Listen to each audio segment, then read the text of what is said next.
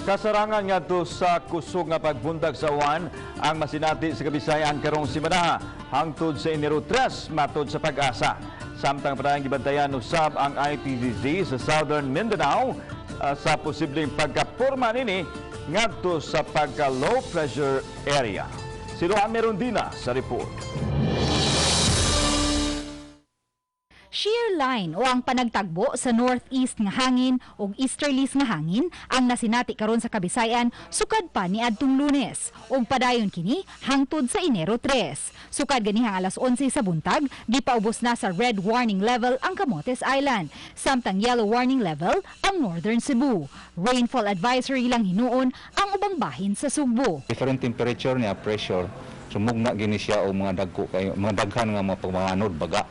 Unya, amo ni nakahatag na tog light to moderate and occasional heavy rains. In fact, nakaabot na ta og red warning sa mga Eastern Visayas o diri sa Cebu, nakaabot na tag orange warning, heavy rainfall coded warning. Gawas ni ini, masinati usab ang kusog nga hapak sa hangin. Ang Pag-asa nakarehistro na og 50 kilometers per hour nga gikusgon sa hangin.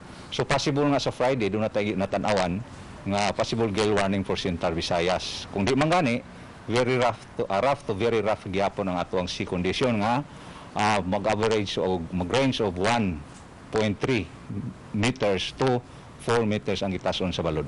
Wala hinuoy na panglantawang weather disturbance ang Pag-asa karong simanaha apan padayon nilang gibantayan ang ITZZ sa Southern Mindanao diin posibleng maporma ang mga low pressure area. Naagya na taong bagyong si Odette, daghan nga guba.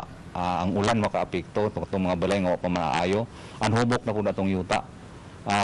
Favorable na niya sa landslides. So kanunay ito magbantay sa panahon through the update o mga Pag-asa information. Uban ni Marlon Melgazo, Luan Merondina, Balitang Besda.